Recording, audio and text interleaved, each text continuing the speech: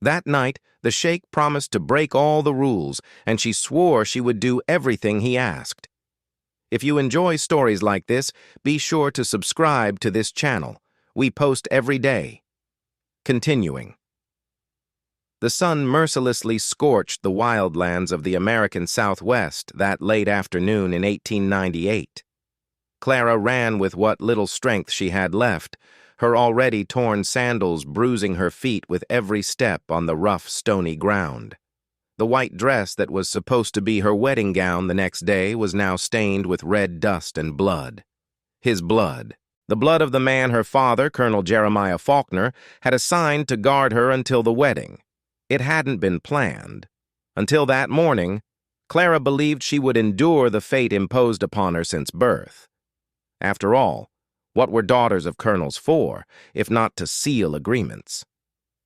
And this time, the agreement was with Commander Alistair, a 60-year-old man with cheap whiskey breath and thick hands that didn't hesitate to grope what they considered future property.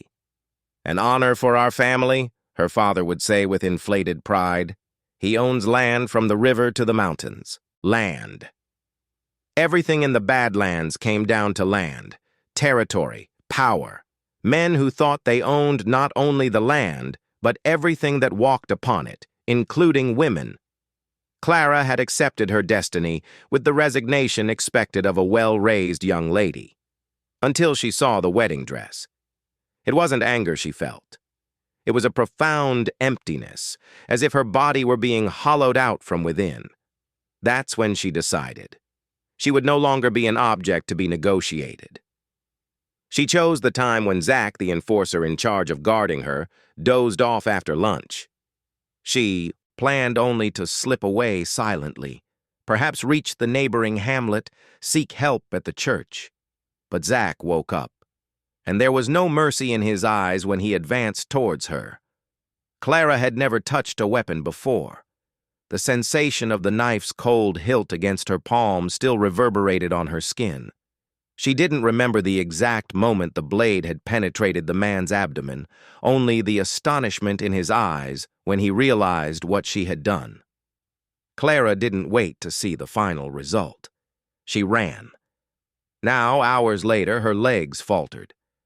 The sun was setting and the cold of the Badlands began to creep in treacherously.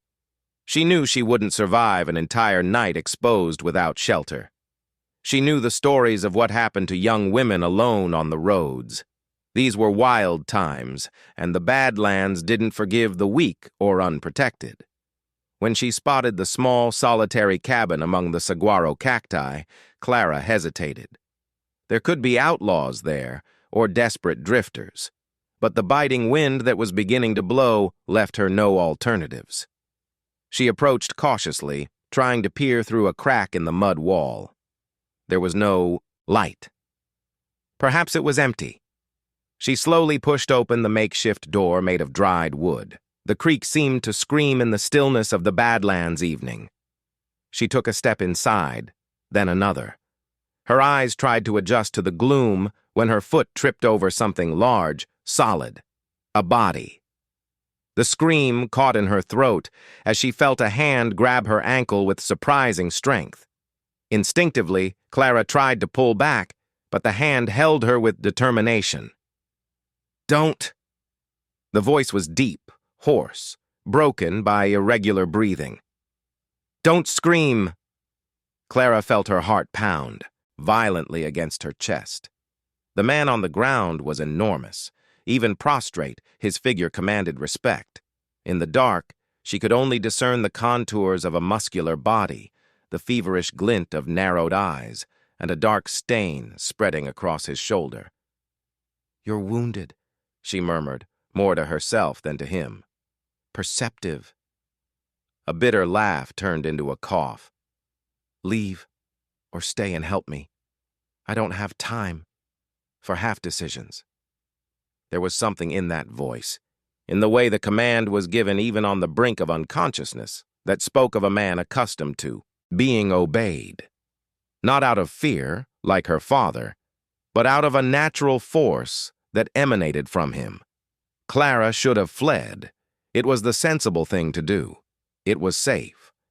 But something within her rebelled. She was tired of choosing the sensible and the safe. Those choices had led her to almost marry a repulsive old man. Perhaps it was time to do the opposite. "What happened?" she asked, kneeling beside him. "Bullet." He took a deep breath as if each word cost immense effort. "I need you to get it out. It's lodged." Clara felt her mouth go dry. "I've never done that before. And I've never been shot before." Those eyes stared at her, now more focused. "First time. For both of us." A nervous laugh escaped Clara's lips. The absurdity of the situation hit her like a wave. Hours ago, she was being prepared for an arranged marriage. Now she was in an isolated cabin with a man wounded by a bullet. Fate had a peculiar sense of humor. "Come here," he whispered, and the tone shifted to something more vulnerable, almost pleading despite the underlying harshness. "Come. Use me. Stitch me up. Save me, or let me die." The words sounded like a spell, an invocation Clara didn't fully comprehend, but which resonated somewhere deep within her. It was a plea for help, but also something more. An offer, a challenge. "Be still," she ordered, surprising herself with the firmness in her voice. "I'll find what we need." The cabin was Spartan, but not completely devoid. In a corner, Clara found an oil lamp which she lit with trembling hands. In the weak, flickering light, she could finally see her patient in full. He was a man in his 30s, sun-bronzed skin, hard, well-defined features, unshaven. His dark, disheveled hair framed a face that, even contorted by pain, possessed a wild and undeniable beauty. A thin scar cut across one eyebrow, and another, more pronounced, marked the left side of his neck. His muscular arms and broad chest spoke of a life of intense physical labor, not the kind of body one acquires in social parlors or offices. The wound on his right shoulder was ugly, the flesh torn and bloody around the dark orifice where the bullet had penetrated. Clara swallowed hard. The man watched her intently, gauging her reactions, assessing whether she had the stomach for what needed to be done. "There's a knife in my boot," he indicated with a nod. "And cheap whiskey in the satchel over there in the corner. You'll need both." Clara followed the instructions mechanically, as if in a strange, vivid dream. She found a sharp hunting knife and a half-empty bottle of cheap whiskey. She returned to his side. "What's your name?" she asked, trying to buy time while gathering courage. "Does it matter?" He smiled faintly. "Or are you trying to postpone the inevitable?" Clara blushed, feeling exposed. "I'm trying to know the man whose life is literally in my hands." "Fair enough." He nodded slightly. "Augustus. Augustus Stone." "Clara," she replied automatically. "Clara Faulkner." Something flashed in his eyes. Recognition? Interest? It was too quick to identify. "Colonel Jeremiah Faulkner's daughter?"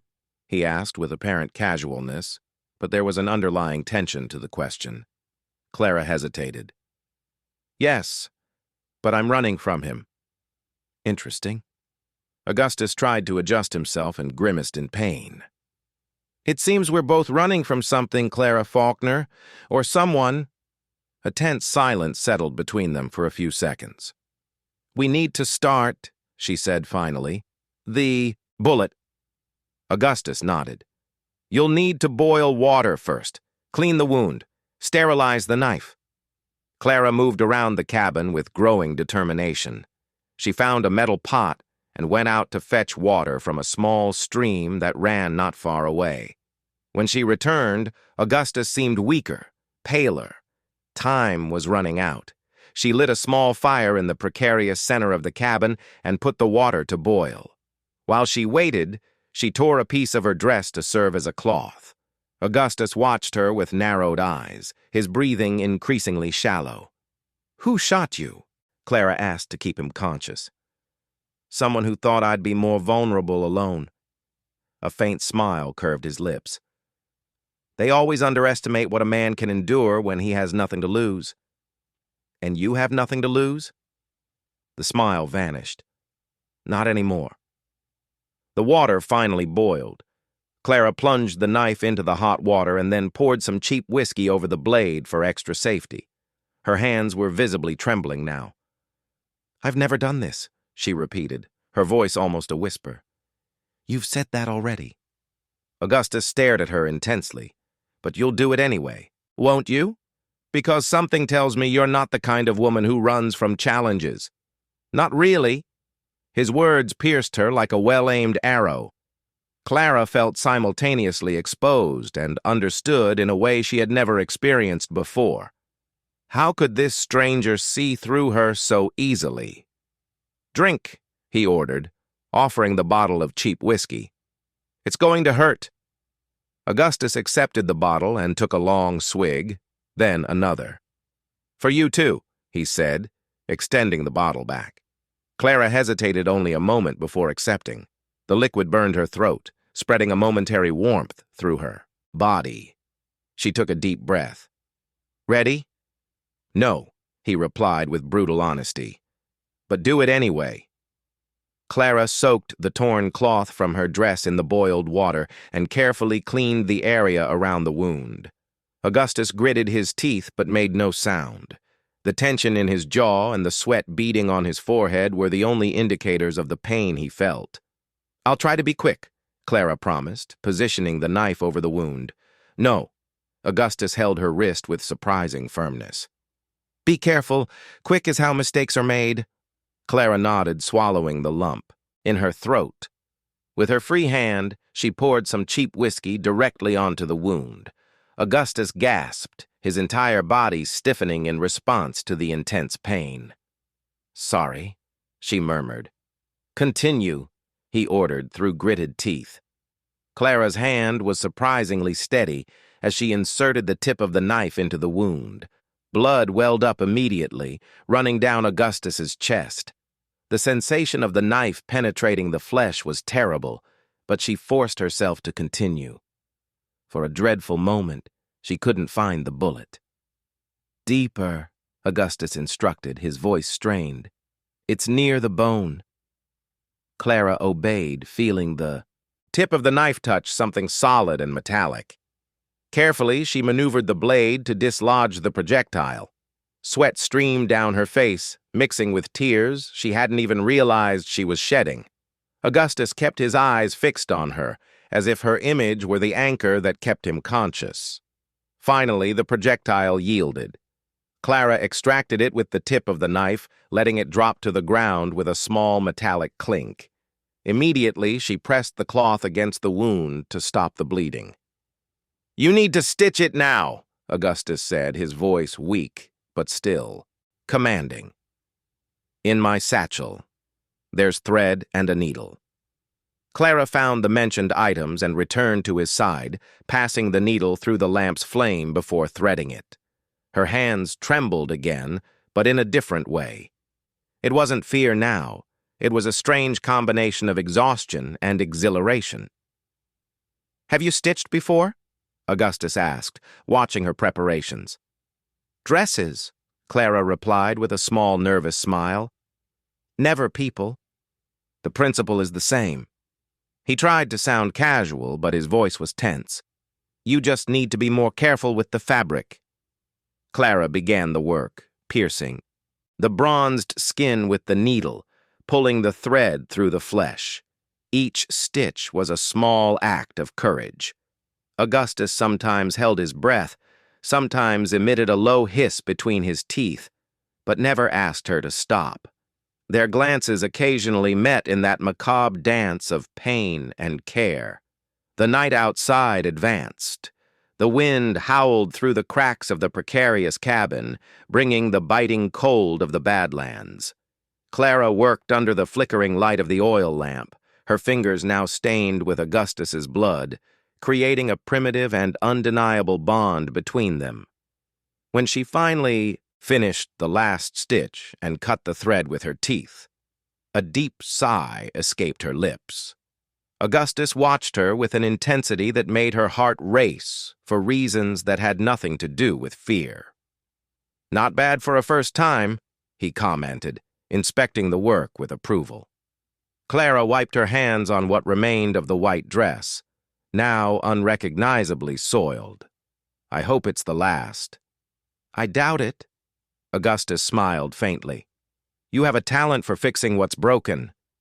"You're not broken," Clara replied automatically. "Just wounded." A strange glint passed through his eyes. "You don't know what I am, Clara Faulkner." The way he pronounced her full name sent a shiver down her spine. There was history there, something unsaid, a tension that went beyond the casual encounter between two fugitives. "You need to rest," she said, looking away. "The fever might still come, and we'll have to be prepared." "Are you staying?" The question sounded casual, but there was an underlying vulnerability that didn't escape Clara's perception. "I have nowhere to go," she admitted, "and you'll need someone to change the dressing." Augustus nodded slightly, his eyes already beginning to close against his will. The blood loss and the effort to endure the procedure had exhausted him. "You belong to me tonight," he murmured, his words already slurred by the sleep that claimed him. "Not by submission, but because you saved me, and I will use you to live." Clara sat on the packed earth floor, leaning against the mud wall. She watched Augustus's chest rise and fall at a more regular pace now. Her gaze swept around the Spartan cabin, registering details she had missed in the previous urgency. A shotgun in a corner, rolled maps, a worn saddle. It wasn't the hideout of a common outlaw. The wind continued to howl outside, but inside the cabin there was a strange peace. Clara felt her own eyelids grow heavy. The day had been long and surreal. She had started as an obedient daughter of a colonel, transformed into a fugitive and killer, and now she was... what? An improvised nurse to a mysterious man with a bullet in his shoulder? Fate indeed had a peculiar sense of humor. Her last thoughts before falling asleep were about Augustus's words. "You belong to me tonight." Not as an order or a threat, but as a fact, a recognition of a bond forged in blood and despair. A bond that, inexplicably, seemed more real than any other she had experienced in her former life. The night that followed was one of feverish delirium. Clara woke with a start a few hours later to find Augustus burning with fever, murmuring disconnected words. She soaked a cloth in the remaining water and began to cool his forehead and chest, taking care not to disturb the freshly made stitches. "Anne," he sometimes called out, his voice broken with emotion. "Sophia." At other times, he seemed to fight invisible enemies, his muscles tensing under Clara's touch. She spoke softly, trying to calm him with soothing words, as she would a frightened child. She didn't know who Anne or Sophia were, but she understood they were important people he had lost. The pain in his voice when he uttered those names went beyond the physical. It was a wound much deeper than any bullet could cause. In a particularly intense moment of fever, Augustus grabbed Clara's wrist with surprising strength. His eyes were open, but she knew he didn't truly see her. "Don't let them take you," he whispered fervently. "Not like they took them." "No one will take me," Clara replied, instinctively entering his delirium. "I'm here. We're safe." Her words seemed to calm him. The fingers on her wrist gradually relaxed, and Augustus fell back asleep.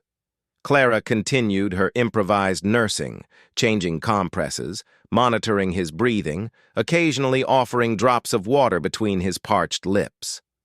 Dawn advanced slowly. Clara watched Augustus's face in the weak light of the oil lamp, which was now almost extinguished, studying every detail, every line of expression, every scar. Who was this man? What had brought him to this remote place? Who was he? Running from? The questions danced in her exhausted mind as she fought against sleep. When the first rays of sun began to filter through the cracks in the cabin, Augustus's fever finally broke. Clara had won the first battle. Exhausted, she finally allowed herself to rest, lying on the packed earth floor not far from him, close enough to hear his breathing and know he was still alive. The sun was already high in the sky when Clara awoke to the feeling of being watched. She opened her eyes to find Augustus's steady gaze upon her. There was no more delirium in those eyes, only an intense, penetrating lucidity that made her sit up abruptly, suddenly conscious of her disheveled appearance and ruined dress. "Good morning," he said simply, his voice hoarse but firm. "You're better," Clara replied, running a hand through her messy hair in an automatic gesture. "Thanks to you." Augustus tried to sit up, grimacing in pain in the process. Clara moved instinctively to help him, placing a hand on his bare chest to support him. The direct contact with his warm skin and the firm texture of the muscles beneath her fingers made her quickly withdraw her hand as if she had touched live coals. "Careful with the stitches," she warned, trying to mask her embarrassment. Augustus smiled faintly, the kind of smile that suggested he had noticed her reaction but chose not to comment. "I'm thirsty," he said instead. Clara fetched the water mug and offered it to him. He drank avidly. "You had a fever during the night," she informed him. "You were quite delirious." Something dark passed over his face. "What did I say?" "Nothing compromising," Clara lied, instinctively feeling that the names he had called were a wound she shouldn't touch.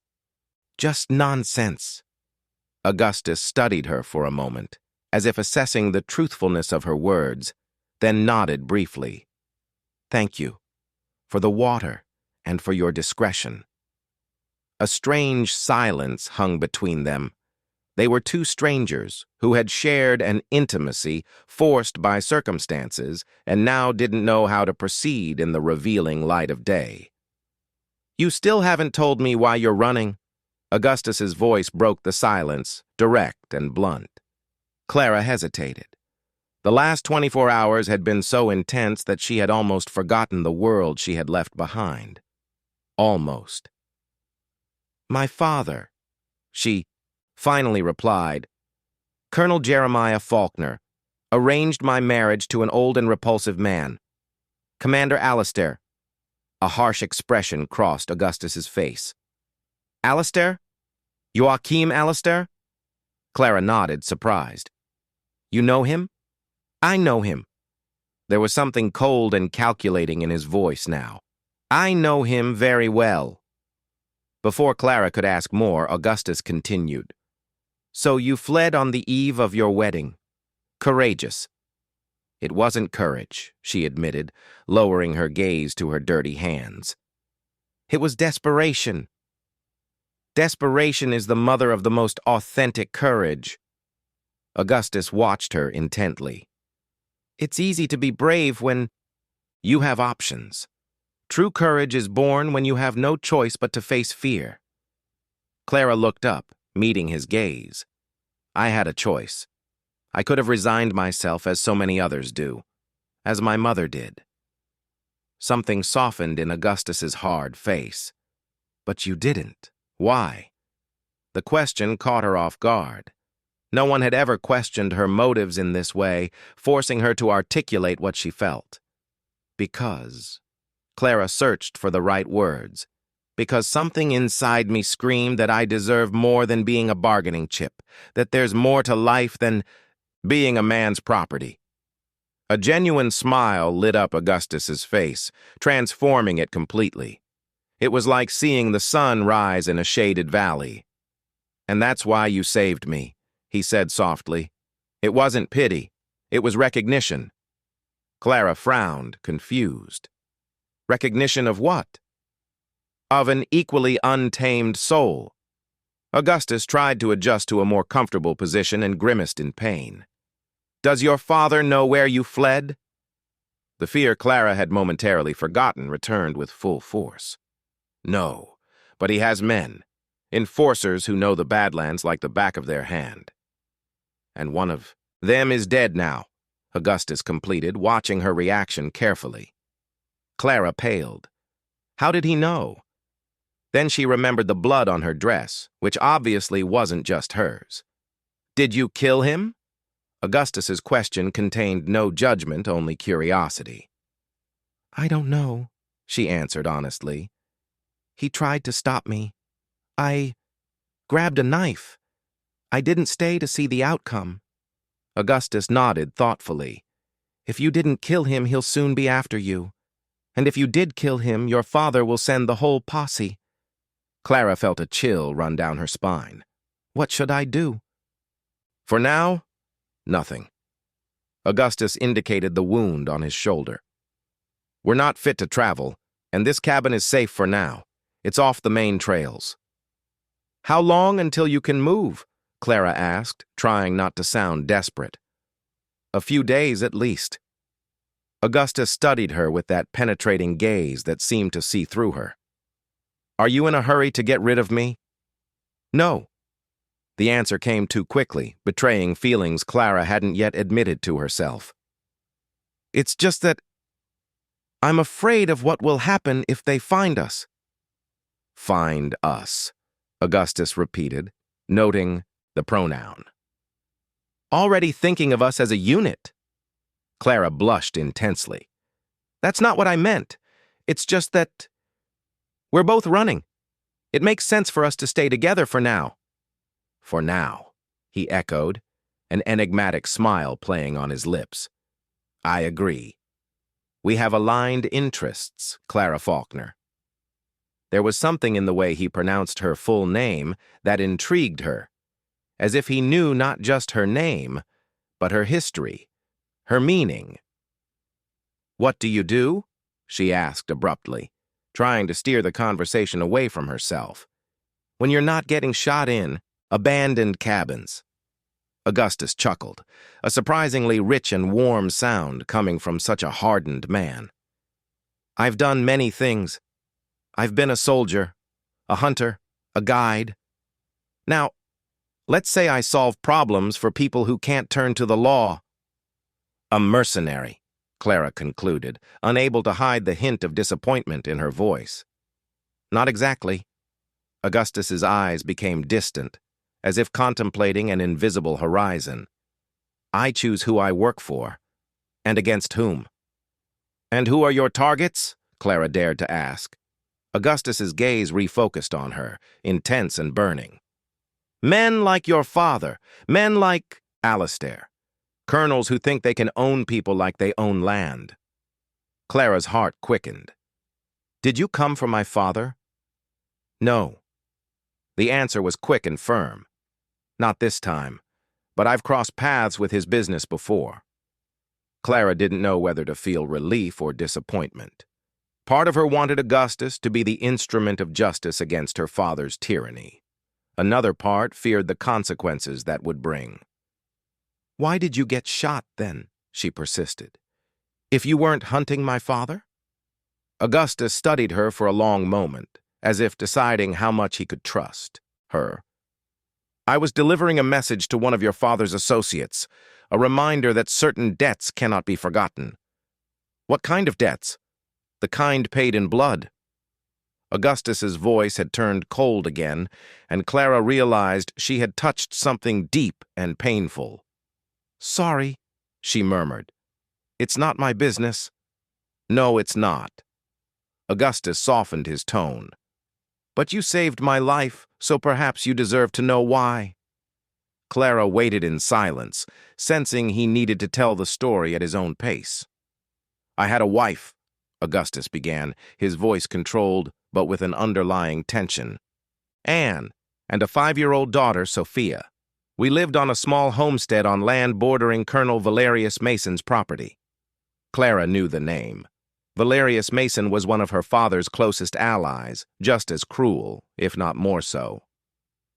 There was a drought 2 years ago, Augustus continued, his eyes fixed on some invisible point. More severe than usual. Our small reservoir dried up. The cattle started to die. My daughter fell ill from lack of clean water." Clara felt a knot form in her throat, anticipating the story's direction. "Mason had a large reservoir on his land, artificial. He had a dam built on the river that used to serve everyone. I went to him, begging for water. Just enough for my sick daughter." Augustus's face was a mask of control, but Clara could see the storm of emotions behind it. "He offered me a deal, my land for the water." "And you accepted," Clara murmured. "No." Augustus's eyes finally met hers, burning with a contained rage. "I refused to give up what was rightfully mine, what I had built with my own hands." A heavy silence followed. Clara could barely breathe. "The next night his enforcers came. They burned our house while we slept. Anne," his voice broke for the first time, "Anne died trying to save Sophia. I only survived because I was in the barn checking on the sick cattle." Clara felt tears well up in her eyes. "I'm so sorry," she whispered, knowing how inadequate those words were in the face of such tragedy. "I buried my family with these hands," Augustus continued, raising them as if he could still see the dirt under his nails. "And then I swore that every man responsible for their deaths would pay, not just the enforcers who set the fire, but the colonels who command them, the men who think they are above the law and humanity." Clara now understood his mission, the purpose that drove him. It wasn't just revenge, it was justice in a world where there were no courts for the powerful. "And my father?" she asked in a trembling voice. "Was he involved?" Augustus looked at her directly. "Your father provided the men Mason used that night, men like the one you stabbed when you fled." The revelation hit Clara like a physical blow. She had always known her father was a harsh, sometimes cruel man. But to be complicit in the murder of a woman and a child? It was a new level of horror. "I didn't know," she whispered, suddenly feeling dirty for sharing the blood of such a man. "I didn't expect you to know." Augustus's voice was surprisingly gentle. "The sins of the fathers are not the sins of the children. You proved that when you ran from him, when you chose your own path." Silent tears streamed down Clara's face now. Tears for Augustus's lost family, for the kind of man her father truly was, for the injustice that permeated their lives. "That's why you didn't report me," Clara suddenly realized. "Because I'm the daughter of the man who helped kill your family." "No." The firmness in Augustus's voice surprised her. "I didn't report you because I saw something in you that is rare in this world, something I lost when I buried Anne and Sophia. Hope." The word hung between them like a fragile soap bubble, delicate and iridescent. "What do we do now?" Clara asked, wiping her tears with the back of her dirty hand. "We survive," Augustus replied simply. "One day at a time." In the days that followed, they established a silent routine. Clara tended Augustus's wound, changing the improvised dressings, making sure there were no signs of infection. He taught her how to use the shotgun, to identify the sounds of the wilderness, to distinguish between the noise of animals and men. The cabin, once a temporary shelter, became a small world for the two of them. An isolated universe where only they existed, with their stories, their pains, their secrets. Clara discovered a small abandoned garden behind the cabin, with some hardy tubers still growing. Augustus showed her how to set traps for small animals. The nights were the hardest. The cold of the Badlands seeped through the cracks of the cabin, making human warmth a necessity rather than a luxury. On the first night, they slept separately, Augustus on the small mat that served as a bed, Clara curled up on the packed earth floor. On the second night, when Clara visibly trembled despite trying to hide it, Augustus simply made room on the mat. "Don't be foolish," he said when she hesitated. Cold kills faster than reputation. Clara accepted the invitation, lying beside him with her body stiff from tension. They were close enough to feel each other's warmth, but without touching, an invisible line separating two worlds that slowly converged. On the third night, the storm came. Not rain, a rarity in the Badlands, but wind. A howling wind that shook the precarious structure of the cabin, making it creak like a wounded animal. The cold was biting, seeping into their bones.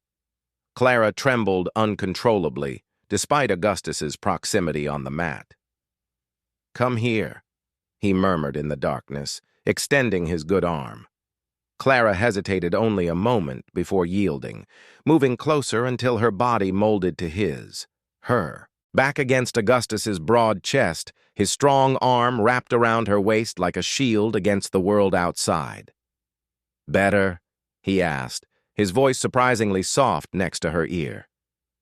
"Yes," Clara replied, feeling the tremor in her body gradually subside, replaced by a warmth that didn't come only from physical contact. Neither of them mentioned the arrangement the next morning, but the following night, without the need for words, Clara lay directly in Augustus's arms, as if it were the most natural place in the world. It was on the fifth night that the first kiss happened. It wasn't planned. It wasn't discussed. It was as natural as the sunrise, as inevitable as the tide. They lay facing each other on the mat, talking in low voices about nothing in particular. The kind of conversation that exists only to fill the silence when what one really wants to say is too big for words. "Why did you never marry?" Augustus asked, tracing the outline of Clara's face in the dim light with his finger. "I never found a man worth losing my freedom for," she answered honestly. "And now?" The question hung between them, laden with unspoken meanings. Clara didn't answer with words. She leaned in slowly, giving Augustus all the time in the world to pull back if he wished. He didn't pull back. Their lips met tentatively, a soft, almost reverent touch, as if both feared breaking something fragile and precious. When they separated, the look they exchanged contained all the weight of their histories, their losses, their fears, but also something new, something growing, hope. "I can't promise anything," Augustus whispered, his voice hoarse with emotion. "My life isn't mine until I finish what I started." "I'm not asking for promises," Clara replied, caressing his face. "Just the now." The second kiss was deeper, more urgent, as if they had finally abandoned the last barriers between them. Augustus's hands found the curve of Clara's waist, drawing her closer. She felt the warmth of his body against hers, the controlled strength in his touch, the desire restrained only by concern for his still healing wound. "You stitched me up," he murmured against her lips. "Now I want to open you." The words sent a shiver down Clara's spine, a tremor of anticipation mixed with a touch of fear of the unknown. But there was no true fear of Augustus, only of what she felt for him, an emotion so vast and overwhelming that it threatened to consume her completely. "I've never," she began, but Augustus silenced her with a soft kiss. "I know," he said simply. "We won't do anything you don't want. I'm not like the men you ran from." Clara touched the forming scar on his shoulder, feeling the irregular texture beneath her fingers. "I want to," she whispered. "I'm just afraid I won't know how." A slow, warm smile lit up Augustus's face. "Some knowledge is in the blood, not the mind. Your body knows, even if your head doubts." Their mouths met again, and this time Clara let herself be completely carried away by the sensation. Augustus's fingers carefully untied the laces of the ruined dress she still wore, gradually revealing her skin to his touch. Each caress was a discovery, each sigh a confession. When they finally united, With the Badlands moon casting its silver light through the cracks in the cabin, it wasn't just a physical act. It was a communion of wounded souls finding solace in each other, a moment of peace amidst the chaos of their lives. Afterward, lying in each other's arms, Clara idly traced the scars on Augustus's body. Each mark told a story of survival, of resistance.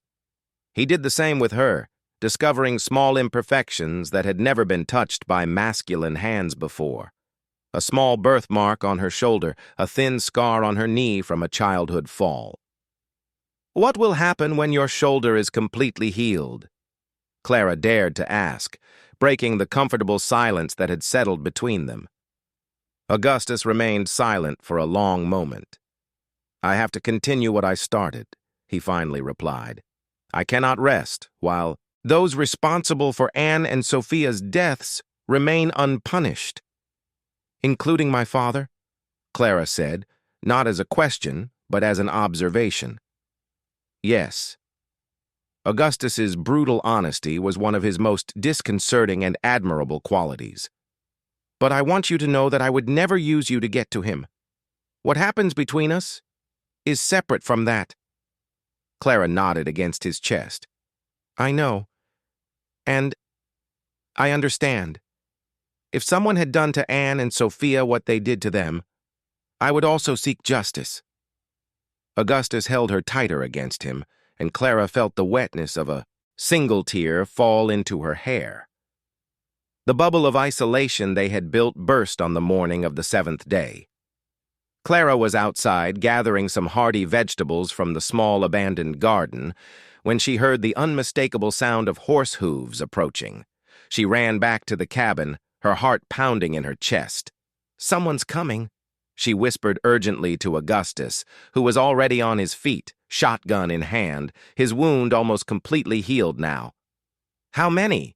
he asked, moving to a position from where he could see the approaching trail without being seen. "I don't know. I only heard one horse, but there might be more." Augustus nodded, his face suddenly transformed into the hard mask of the man Clara had first encountered, the mercenary, the hunter, the man driven by vengeance. "Stay behind me," he instructed.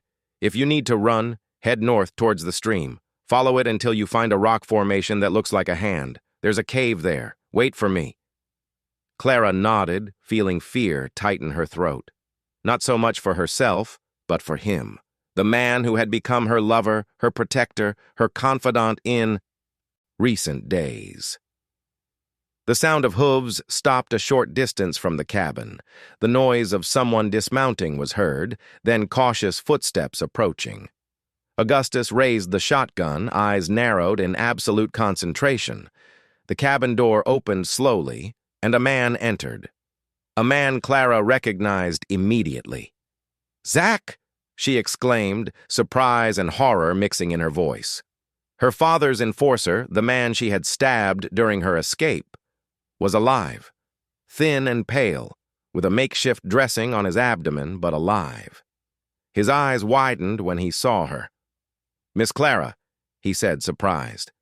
Then his gaze moved to Augustus, and the shotgun pointed at his chest. A dark recognition lit his tired eyes. "Augustus Stone. The colonel will be very interested to know his runaway daughter is with the Phantom." "The Phantom?" Clara repeated, looking confusedly at Augustus. "That's what they call me," he replied without taking his eyes off Zach. "Those who survived to tell the tale." Zach made a slow move towards the belt, where a pistol was holstered. "Don't do that," Augustus advised calmly. "You're already weak from blood loss. You wouldn't survive another wound." The enforcer stopped, assessing his chances. His eyes returned to Clara. "Your father's frantic looking for you, miss. He's offered a reward. Everyone in the Badlands is after you." "And you came alone to collect the reward?" Augustus sounded skeptical. "Or are there others waiting outside?" "I came alone," Zach replied with surprising honesty. "I thought if I brought her back, the colonel would forgive me for letting her escape in the first place." Clara felt a chill, Her father's men's loyalty was frightening. Even after she had stabbed Zack, his first concern was to please the colonel. "And now?" Augustus asked, the shotgun still pointed firmly. "What do you intend to do?" Zack looked from one to the other, calculating. "You could kill me, but you won't." "Why are you so sure?" Augustus's voice was cold as steel. "Because if I don't go back, the colonel will send more, many more, and you'll lose any element of surprise you have." A tense silence settled in the cabin. Clara realized Zack was right. Killing him would only hasten the inevitable. Her father wouldn't rest until he found her, and now that he knew she was with Augustus, the Phantom Stone, his determination would be even greater. "We have to leave," Clara said, touching Augustus's arm lightly. "Now." Augustus nodded slowly, without lowering his weapon. "What about him?" Zack raised his hands in a gesture of surrender. "I can give you a few hours head start. I'll say I saw tracks, but lost the trail. That'll give you time to cross the state line, maybe." Clara studied the man she had grown up with, the enforcer who had always been loyal to her father, but who now, inexplicably, offered help. "Why?" she asked simply. A sad smile crossed Zack's tired face. "Your mother was good to me when no one else was, Miss Clara. When I fell ill years ago, she was the one who took care of me, hidden from the colonel. I owe her that." Clara felt tears burning in her eyes. Her mother, always silent and submissive on the surface, had her own ways of resistance, small acts of kindness that now, years later, could save her daughter's life. "Tell her." Clara hesitated, knowing she would likely never see her mother again. "Tell her I'm alive and free." Zack nodded solemnly. "I will. Now go. The path south is watched. Head west towards Devil's Gulch. No one will follow you there." Augustus finally lowered the shotgun, but his eyes remained vigilant. "If you're deceiving us—" "I'm not," Zack interrupted. "My debt to her mother is greater than my fear of the colonel, but I can only give you a few hours at most." They needed no more encouragement. Within minutes, they had gathered their few belongings: the shotgun, some food, a small satchel with Augustus's things. Clara cast a last look at the cabin that had been her sanctuary, the place where she had discovered parts of herself she didn't even know existed. When they left, Zack had already mounted his horse. "May God protect you," he said simply, before guiding his animal back in the direction from which he had come. "Can we trust him?" Clara asked as they plunged into the sparse scrubland of the Badlands. "We have no choice," Augustus replied, holding her hand firmly as they moved forward. "But I think he spoke the truth about your mother. Men rarely lie about debts of honor." They walked in silence for some time, the inclement sun beating down on their backs. Clara watched Augustus move with the grace of a natural predator, always alert, always vigilant.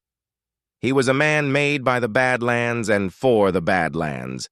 Tough, resilient, ruthless with his enemies, but capable of surprising tenderness with those he considered worthy of protection.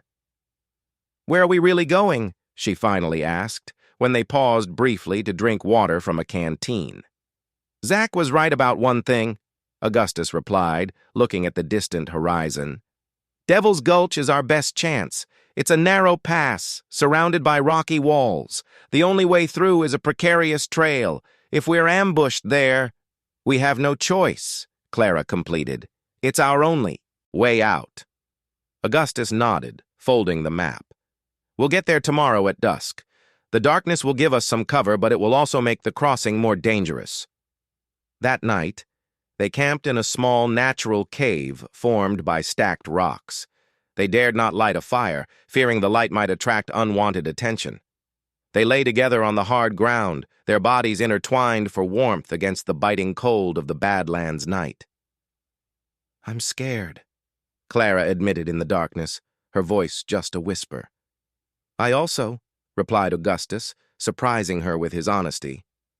Not for me. For you. For me?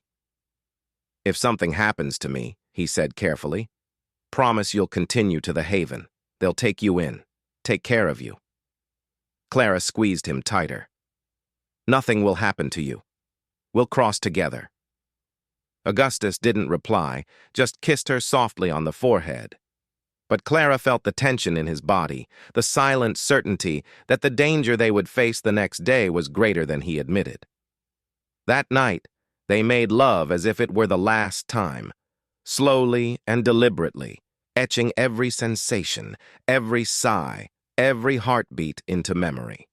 There was no urgency, only the deep certainty that what they shared was rare and precious, something to be celebrated while time allowed.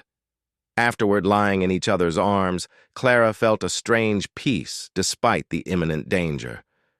Whatever their fate, she had experienced something many people spend their entire lives without knowing, a true connection with another soul. If we survive this, Augustus whispered against her hair, I want to show you the sea. The sea? Clara had never seen the ocean, only heard stories. It's like the Badlands, but the opposite, he explained. Just as vast, but alive, always moving. The water stretches as far as the eye can see, and the sky meets it on the horizon, as if they were one. Clara closed her eyes, trying to imagine such immensity. I'd like that, she murmured sleepily. It's a promise, then, Augustus said. We'll survive, and I'll take you to see the sea. Dawn came too soon. They ate sparingly from the provisions they had brought and continued their journey, now with a renewed sense of urgency. Clara could feel the growing tension in Augustus as they approached Devil's Gulch, his eyes constantly scanning the horizon, his ears attentive to the slightest sound. Something's wrong, he said suddenly, stopping in the middle of the narrow trail they were following. What is it? Too much silence. The birds, they're not singing. Clara sharpened her ears and realized he was right. The usual symphony of Badlands birds was absent, replaced by an oppressive and unnatural silence. What does that mean? She asked, though she already suspected the answer. It means we're not alone. Augustus scanned the terrain ahead, his eyes narrowed against the setting sun. The gulch is just beyond that rise. We'll have to run to reach it before complete nightfall. What if someone's waiting for us there? It's a risk we'll have to take. Augustus checked the shotgun, making sure it was loaded and ready. Stay close to me. If I start shooting, run for the gulch without looking back. I won't leave you, Clara protested. The look Augustus gave her was of an almost painful intensity. You will, if necessary. Promise me, Clara.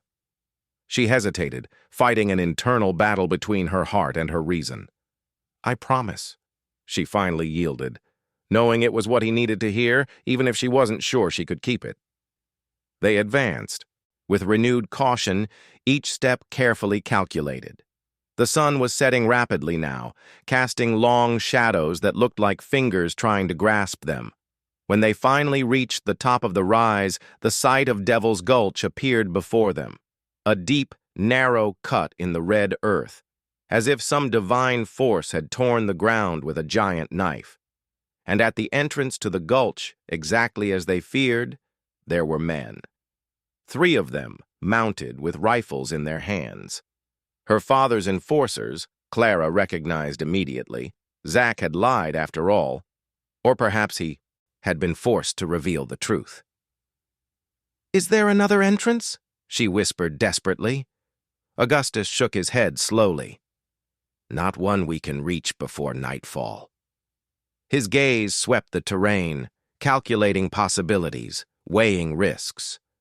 We'll wait for it to get completely dark. Maybe we can slip past them in the darkness. They retreated to a small depression in the ground, where they could observe without being seen.